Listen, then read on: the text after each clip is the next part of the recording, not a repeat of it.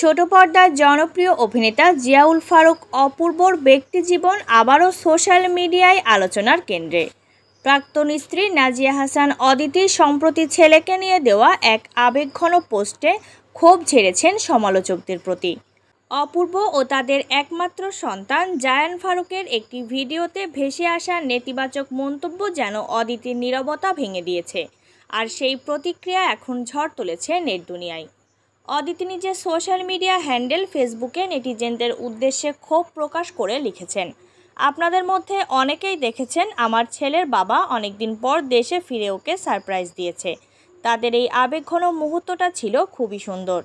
তিনি আরও লিখেছেন, তবে কিছু মানুষ এই ভিডিওর নিচে আমার ছেলেকে একা বা একাকী বলে যে নেতিবাচক মন্তব্য করেছেন তাতে আমি খুবই মর্মাহত। আমি স্পষ্ট করে বলতে চাই, আমার ছেলে আমার কাছেই থাকে।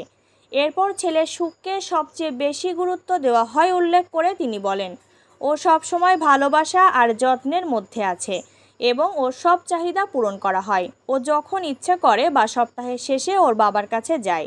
আমরা সবসময় ওর সুখকে সবচেয়ে বেশি গুরুত্ব দিয়েছি। দয়া করে আমাদের প্রতি একটু সহানুভূতিশীল হন। সম্পূর্ণ ঘটনা না জেনে মন্তব্য করলে তা খুব আঘাত দেয়।